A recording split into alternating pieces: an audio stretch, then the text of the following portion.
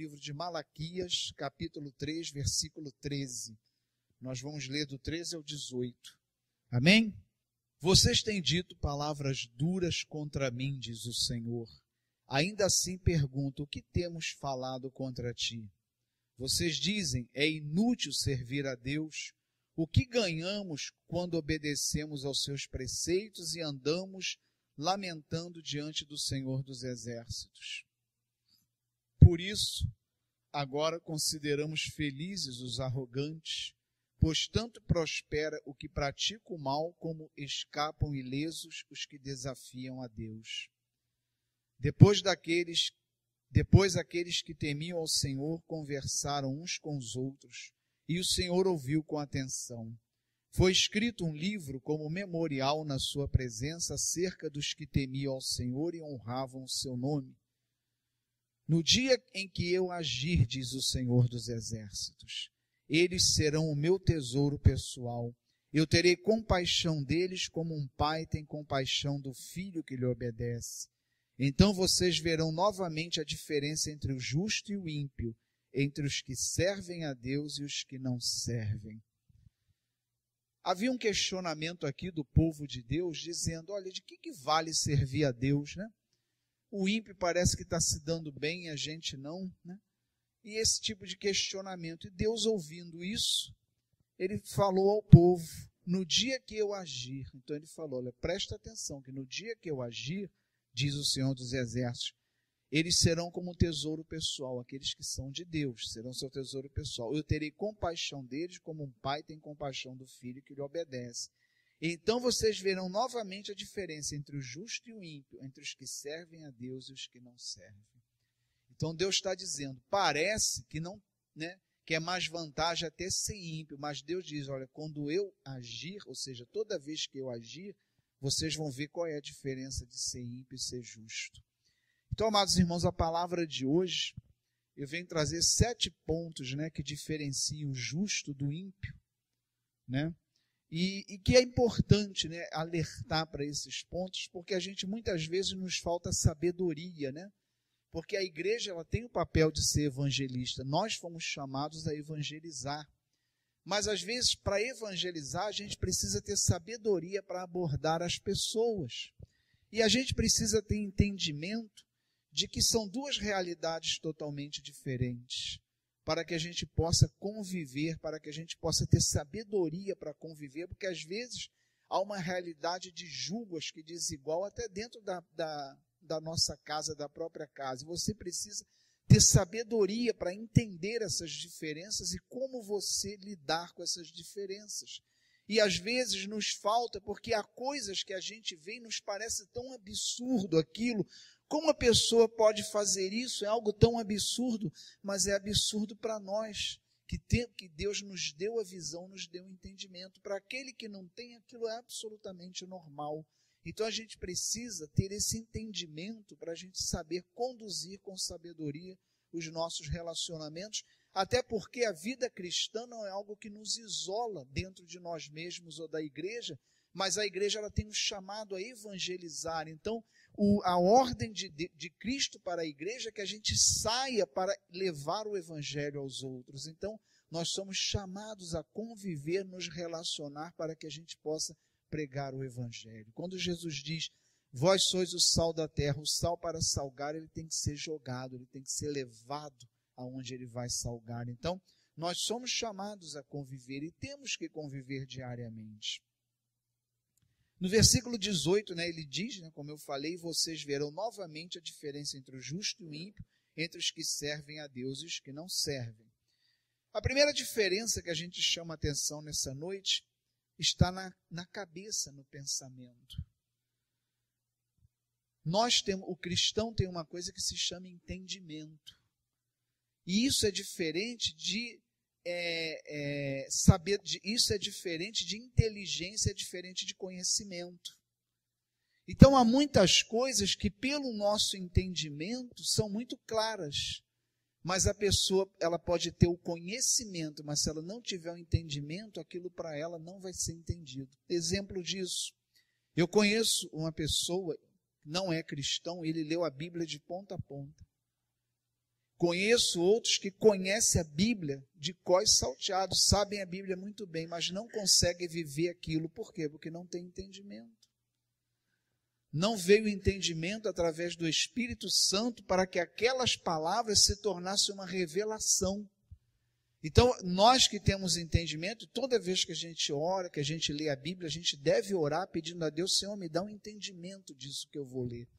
E você sabe muito bem que o mesmo versículo você lê em oportunidades diferentes na tua vida e ele vai falar coisas diferentes para você. Todo mundo já viveu essa experiência. Fala, puxa vida, eu já... Até pregações, poxa, mas essa passagem de novo, e vai pregar e a pessoa prega algo que você nunca tinha ouvido, ou você recebe aquilo de uma outra forma porque você amadureceu espiritualmente, ou porque você está vivendo uma realidade de vida completamente diferente da realidade que você vivia quando ouviu essa palavra uma outra vez. Então nós precisamos ter entendimento. Eu vou citar aqui várias passagens, os irmãos não vão abrir, senão vai estender muito, mas quem gosta de anotar, pode anotar. Lá em Isaías, capítulo 1, versículo 5, diz assim: porque continuarão sendo castigados, porque insistem na revolta, a cabeça toda está ferida e todo o coração está sofrendo. Então, o que Deus está dizendo aqui para o povo? Por que são castigados? Porque não tem entendimento, continuam fazendo coisas erradas. Deus fala, Deus ensina, mas a pessoa continua no erro porque não consegue ter um entendimento. Repito, você pode conhecer a Bíblia inteira de ponta a ponta, mas se você não tiver entendimento, você não vai conseguir aplicar aquilo na sua vida. Você precisa que Deus te dê um entendimento. Era o que Jesus falava, Ele ensinava em parábolas e perguntaram: por que o Senhor ensina em parábolas? Para que aqueles, ou seja, os que não eram os escolhidos dele, falava, eles ouçam, mas não entendam. Porque as pessoas, Jesus, ele pregava para todo mundo e muitos não entendiam nada do que ele está falando e outros entendiam. Então a gente precisa pedir a Deus o entendimento. Provérbios capítulo 9, versículo 9 diz: instrua o homem sábio, ele será ainda mais sábio. Ensinem o jovem justo, ele aumentará o seu saber. Então, para a gente ter um entendimento da palavra de Deus, esse entendimento ele vem de Deus para nós. Então, muitas vezes, irmãos, há coisas na Bíblia que para nós, puxa vida, mas isso é tão claro, por que a pessoa não faz isso? Porque não tem um entendimento, irmãos. A gente recebe o entendimento de Deus para que aquela palavra ela seja aplicada na nossa vida. Mas a pessoa que não tem Deus, ela vai ler a mesma coisa que você leu, mas ela não vai conseguir entender, não vai conseguir transformar aquilo em atitude na sua vida. Um outro ponto, ainda falando da cabeça, a cabeça do cristão ela está sempre voltada para as coisas de Deus, para coisas do alto. Essa é a prioridade na cabeça do cristão. Lá em Colossenses capítulo 3, versículo de 1 a 4, diz, carta de Paulo: portanto, já que vocês ressuscitarem com Cristo, procurem as coisas que são do alto, onde Cristo está assentado, à direita de Deus. Mantenham o pensamento nas coisas do alto e não nas coisas terrenas, pois vocês morreram e agora a sua vida está escondida com Cristo em Deus.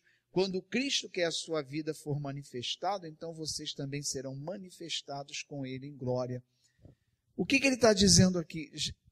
O convertido, aquele que caminha com o Senhor, a sua vida cristã vai ser a referência para a sua vida secular. Ou seja, aquilo que eu vou fazer no meu trabalho, na minha família, na escola, vai ser conduzido pela minha vida espiritual, pela minha vida com Deus. Mas aquele que não tem o pensamento nas coisas do alto, ele vai estar sempre apegado e às vezes até vem à igreja, mas a sua espiritualidade é só voltada para os seus objetivos terrenos, e a gente vê isso na igreja. Pessoas que não são convertidas e têm uma vida espiritual que não passa de uma moeda de troca com Deus. Não, eu vou à igreja, então Deus vai me abençoar nisso. Eu vou orar porque eu preciso disso. Eu vou na igreja porque eu preciso disso. Eu vou fazer jejum porque eu preciso disso. E a vida espiritual, ela está a serviço dos alvos terrenos, dos objetivos terrenos, porque o pensamento está aqui na terra. Mas o cristão, aquele convertido, o seu pensamento está em Deus. Então, tudo que eu usufruir na terra é dentro dos conceitos, é dentro da verdade de Deus, que é a palavra de Deus. É ela que vai pautar a minha vida e vai dizer como eu vou me relacionar com as coisas do mundo. Há uma diferença também no olhar. Os olhos dos ímpios estão cegos por Satanás, não podem ver.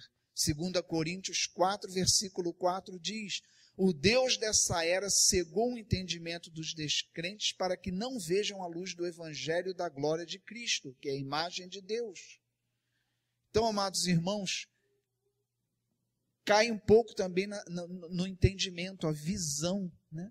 A gente consegue enxergar as coisas de Deus, a gente tem uma visão espiritual, embora muitas vezes a gente descuide dessa visão. Há muitas situações na nossa vida que são espirituais. Há muitas lutas na nossa vida, há muitas coisas que se levantam na nossa vida que são fruto de quê? De uma batalha espiritual. E a gente, como cristão, tem essa visão e tem que ter essa visão.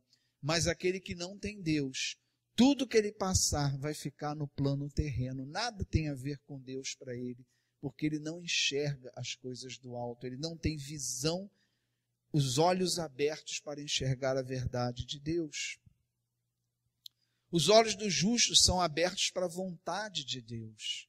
A gente está sempre com um olhar naquilo que Deus quer que a gente faça. A gente está sempre dando atenção, colocando o nosso olhar naquilo que Deus quer que a gente faça. O ímpio não. Ainda que ele considere, né, alguma religião, que ainda que ele considere alguma crença, ele vai estar sempre servindo aquilo que o mundo dita e aquilo que o mundo tem que fazer. Então, às vezes, a gente vê isso, há pessoas que até caminham na igreja, mas a sua vida continua conforme os preceitos do mundo. Continua vivendo como se estivesse no mundo, porque ainda que esteja na igreja, o seu olhar ainda está nas coisas do mundo, ainda não tem uma visão das coisas de Deus. Há uma diferença também em nossos ouvidos. Os ímpios não querem ouvir a verdade. João 8, 32 a 37 diz assim: e conhecerão a verdade, e a verdade vos libertará, disse Jesus. E eles responderam: somos descendentes de Abraão e nunca fomos escravos de ninguém. Como você pode dizer que seremos livres? Eles ouviram, eles escutaram, mas não ouviram o que Jesus estava dizendo. Jesus disse: olha, conhecereis a verdade, e a verdade vos libertará. E o que eles disseram? Nós somos filhos de Abraão, nunca fomos escravos. De que você está nos libertando? Ouviram exatamente o que Jesus falou, palavra por palavra, e repetiram, mas não entenderam. Ou seja, seu ouvido não foi capaz de entender. Ouviu, mas não entendeu. Mas o nosso ouvido, a gente pode compreender as coisas de Deus. Então a gente muitas vezes tem que ter essa sabedoria de lidar com a pessoa sabendo, olha, é muito claro para mim, mas para a pessoa não é. E a gente tem que ter esse olhar de misericórdia dizendo, eu não posso ter expectativa de que ela vá ouvir da forma que eu ouvi, porque não tem esse entendimento. Apesar dela ter escutado, ela não conseguiu ouvir a mensagem, aquilo que está sendo dito. Quantas vezes a gente escuta e não entende, né? Quantas vezes a gente escuta e não entende? E o ímpio, assim, ele escuta, ele pode ouvir até uma pregação, mas ele não vai ouvir a mensagem que está na pregação. Não vai ter entendimento dela, não vai entender a mensagem. Os justos procuram ouvir a voz de Deus, né? A gente busca sempre, o cristão, ele busca sempre ouvir a voz de Deus. Lá Salmos 85:8 diz: eu ouvirei o que Deus, o Senhor, disse. Ele promete paz ao seu povo e aos seus fiéis. Não voltem eles à insensatez. Porque não ouvir, né, o que Deus está dizendo é insensatez.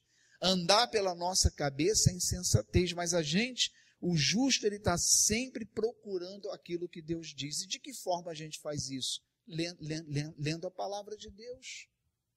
Por isso é fundamental que a gente leia diariamente a palavra de Deus, porque ali é Deus que está falando, e quando você lê, você é alguém que está buscando ouvir a palavra de Deus. Aquele que não tem Deus, que não é convertido, ele vai ouvir muitas outras coisas, mas a palavra de Deus nunca vai agradar os seus ouvidos. Vai ter sempre uma relutância, né? A ponto de Jesus falou que no fim dos tempos, Paulo disse, o homem rejeitaria a sã doutrina. né? Haveria uma resistência à sã doutrina. Então, aquele que não ama a Deus, aquele que não é convertido, ele até ouve, mas ele não se agrada daquilo que é dito por Deus, porque confronta com o seu pecado, com a sua realidade. Ao passo que o cristão, ele é sedento de ouvir, porque é na palavra que ele é transformado, é na palavra que ele tem entendimento, é na palavra que ele vai crescer espiritualmente. Mas o ímpio, ele não tem esse desejo de ouvir a palavra de Deus.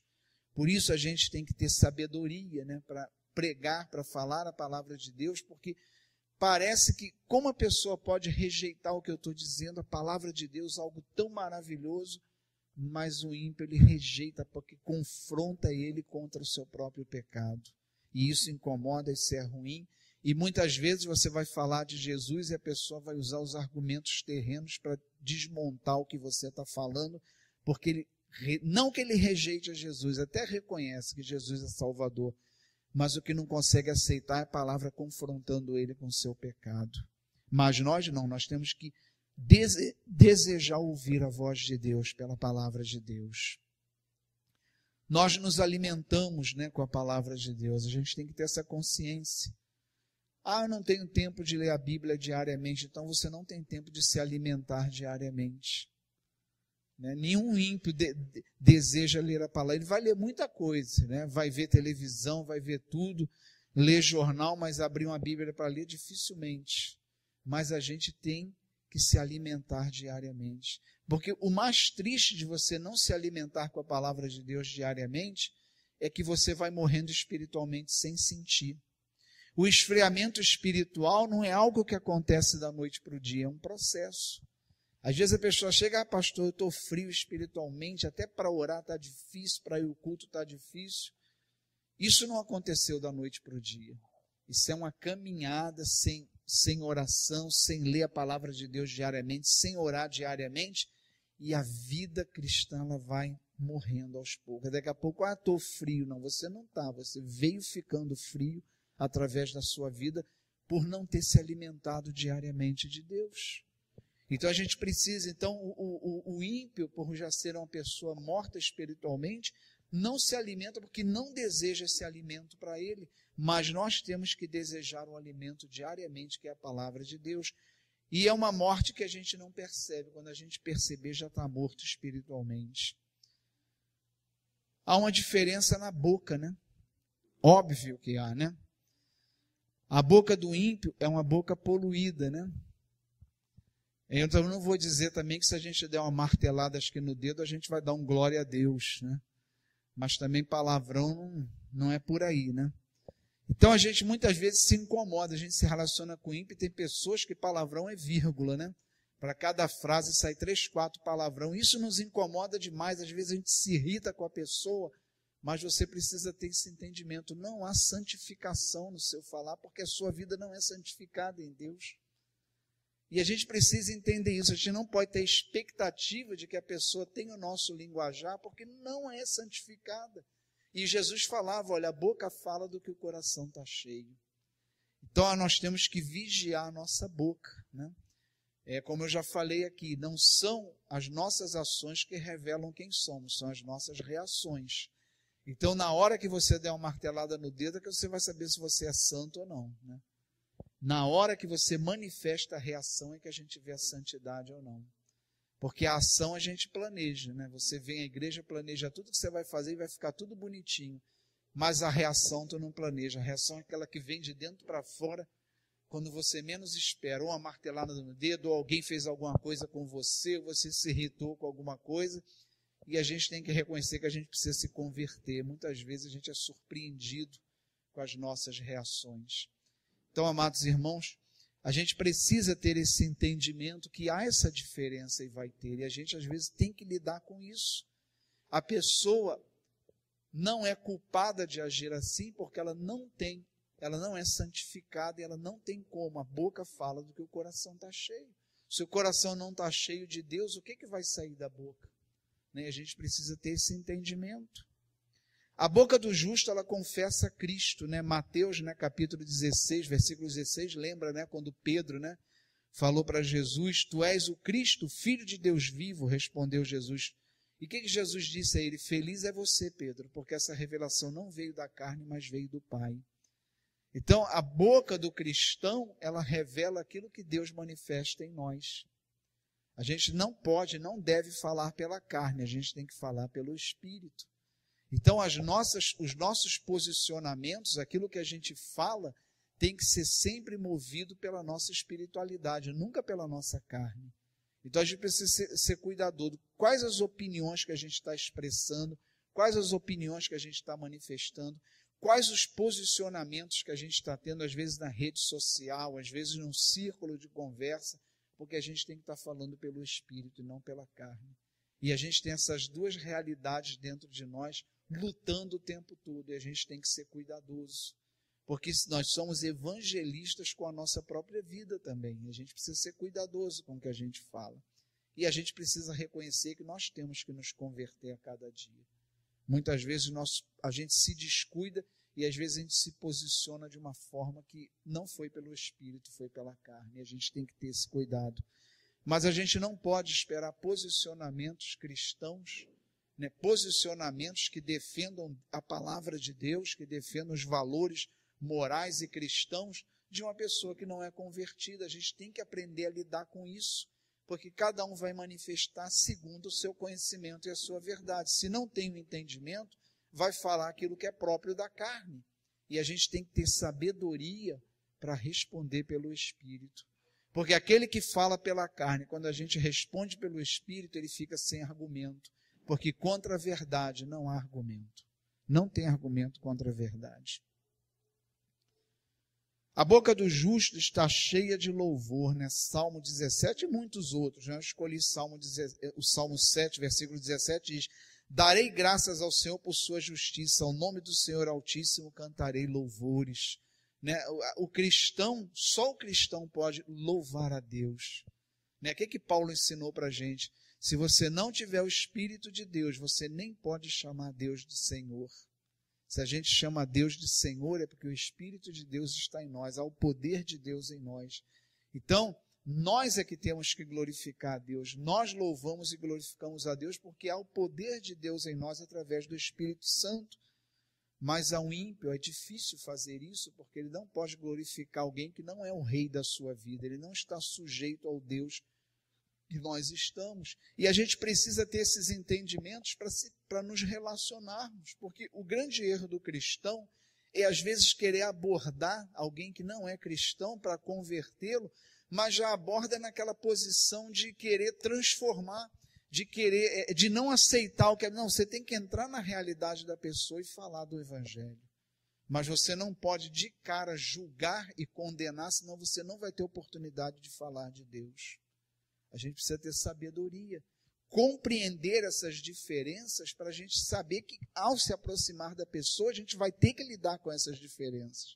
E é a partir delas que a gente vai falar de Deus, porque elas existem. Mas se a gente, por ser cristão, se coloca de uma posição, não me relaciono com essa pessoa, porque olha aí, olha a boca dela, olha o que ela faz, então você não vai conseguir se aproximar nunca para falar de Deus. A gente tem que entender que essa diferença há, mas a gente precisa se aproximar. O fato de sermos cristãos não nos bota numa roldana, né? Mas pelo contrário, Jesus falou, vocês são a luz do mundo, vocês são o sal da terra. E é luz para quem que nós somos luz? Para aquele que não é convertido. Somos sal da terra para quem? Para aquele que não tem sabor, que é do mundo. Mas se a gente não tiver a sabedoria de entender que a gente vai ter que lidar com essas situações e fazer disso um obstáculo para se aproximar da pessoa, então vai ser difícil a gente evangelizar, porque o verdadeiro evangelismo parte de um relacionamento. Foi assim que Jesus falou do reino de Deus. Ele amou as pessoas se aproximaram dele e ele falou do reino de Deus. Então a gente tem que ter esse entendimento, né? A gente não pode... Jesus falou, não vim para julgar, eu vim para salvar. A gente não está em posição de julgar ninguém. A posição da igreja, do cristão, é salvar. É a gente olhar com misericórdia para essas diferenças e a gente falar do Evangelho que salva, mas com o coração desejoso de ver aquela pessoa realmente liberta e salva. A gente precisa ter esse sentimento em nosso coração. A grande verdade aí, irmãos, que eu lembro, né, eu já citei esse exemplo aqui uma vez, eu trabalhei numa empresa, né, na área de saúde, e ali você lidava com tudo, né? Todo tipo de pessoa, todo tipo de crença, né?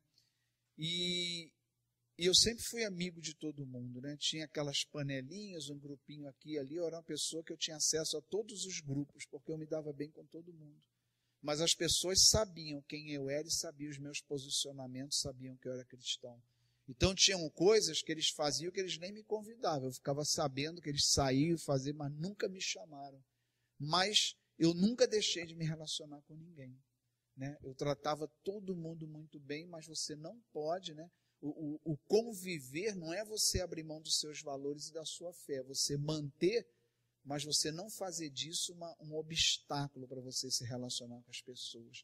Você tem que se aproximar para você pegar o evangelho. Eu não estou falando, não, que o pastor então liberou, sábado e domingo vou ficar no bar lá para falar de Deus. Não estou falando isso. Mas você vai ter situações que há lugares que não é para o cristão estar. Não é isso que eu estou falando. Há lugares que o cristão não tem que estar. Mas a gente, querendo ou não, a gente vai estar se relacionando com pessoas, aonde a gente estiver, e todo tipo de pessoa. E são inúmeras as oportunidades que a gente tem de falar de Deus, se a gente estiver atento, se a gente tiver consciência dessas diferenças e tiver um coração aberto para trabalhar isso. A gente vai ter muitas oportunidades de falar de Deus. Eu lembro, né, e já citei isso aqui, que eu fui eram 3 irmãs e um irmão que conviveram comigo na infância, lá no Valqueire. E depois eles se mudaram, não tive mais contato com eles, só tinha contato com os pais que iam todo Natal lá na casa do meu pai para desejar Feliz Natal. E um dia essa senhora morreu, que era a mãe deles, né? Aí meu pai não podia, acho que meu pai já não estava bem, falou, se você puder ir lá no cemitério representar, eu falei, eu vou. Cemitério de Ricardo. Aí eu cheguei ali, procurei pela pessoa, falou, não vai ter velório, vai chegar aqui, vai ser enterrado direto. Eu falei, tá bom. Aí eu olhei chegando um monte de gente com aguidar, roupa branca, aí foram lá para dentro e voltaram. Eu falei, caramba, aí daqui a pouco reconheci uma das minhas amigas que eu não via desde a infância, ela com aquela roupa toda branca, cheia de guia. Aí eu reconheci, aí chegou as outras irmãs, tudo igual. Uma era até mãe de santo. O que eu fiz? Participei da celebração deles. Eu estava lá não por aquilo, mas eu estava por eles. E abracei a cada um deles. Abracei, desejei. Eles sabendo, né? Eu não era pastor ainda, era diácono, eles sabiam. Abracei, não deixei. Se fosse, não cheguei, cara, isso aí não é para mim não, eu sou cristão, vou embora. Não, aquilo não tem nada a ver comigo. E eu não tenho medo daquilo ali. Quem tem que ir embora é ele, porque meu Deus é mais poderoso.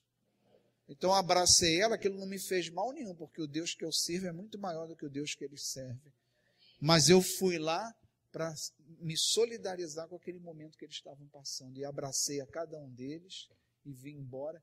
E o que eu ganhei com isso? O respeito e a atenção deles. Embora eles sabendo que eu não comungo da crença deles, mas eles viram que eu tive a consideração, e isso não me fez servir o Deus deles ou estar com eles, nem ele pôde fazer mal nenhum a mim. Então a gente tem que ter esse cuidado, né? Não a gente está onde não deve estar, há lugares que não é para cristão estar, né? Teve um irmão lá em Mesquita que veio doido para ir para o Rock in Rio, né? Pastor, tem problema o cristão ir para o Rock in Rio? Tem sim, aquilo não é lugar para cristão.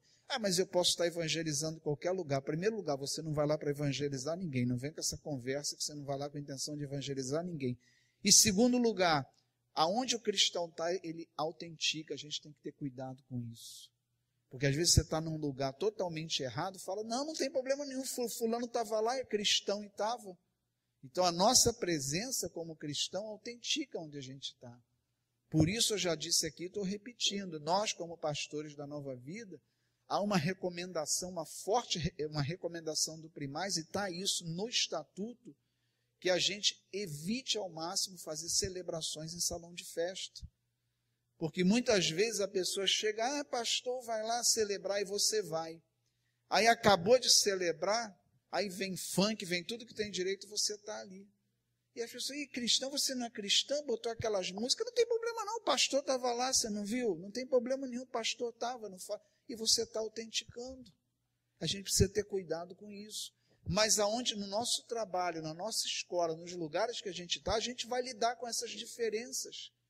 mas elas não podem ser obstáculo. A gente não vai se corromper com elas, mas a gente não pode fazer disso um obstáculo. Nós somos chamados a levar a luz aonde estão as trevas. E para isso, mas para fazer isso, a gente tem que estar muito forte na nossa vida cristã.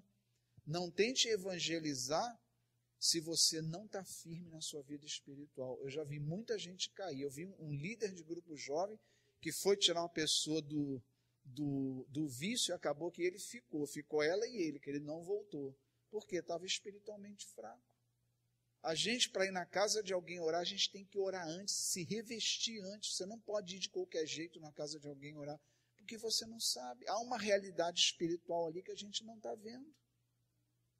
Até quem entra na nossa casa, a gente tem que ter muito cuidado para quem a gente abre a porta. Às vezes você está abrindo a porta para problemas espirituais para a tua casa, e isso é uma realidade. A gente conviveu com um casal que, com desejo de abençoar, começou a abrir a porta da casa dele para todos os casais do condomínio que estavam com problema. Quase que o casamento dele foi embora. Porque ele estava trazendo uma carga espiritual para a casa dele que ele não estava preparado espiritualmente para lidar com aquilo. Então, tudo isso funciona, mas você tem que ter uma vida espiritual vigorosa. Você não pode ir de qualquer jeito, não, porque há uma batalha espiritual que a gente na carne não vence. A gente precisa de Deus para vencer. Então a primeira coisa é a gente estar santo, firme na nossa vida cristã, para a gente poder lidar com isso aqui. Senão, qualquer coisa pode ser pedra de tropeço na nossa vida. Amém, igreja? Amado Deus, ao irmos para os nossos lares, nos protege de todos os perigos, Senhor. Nos guarda, Senhor, de todo o mal. Que a bênção de Deus Todo-Poderoso, Pai, Filho e Espírito Santo, desça sobre nós, sobre as nossas famílias e sobre a igreja, em nome de Jesus. Amém. Vamos em paz, que o Senhor nos acompanhe.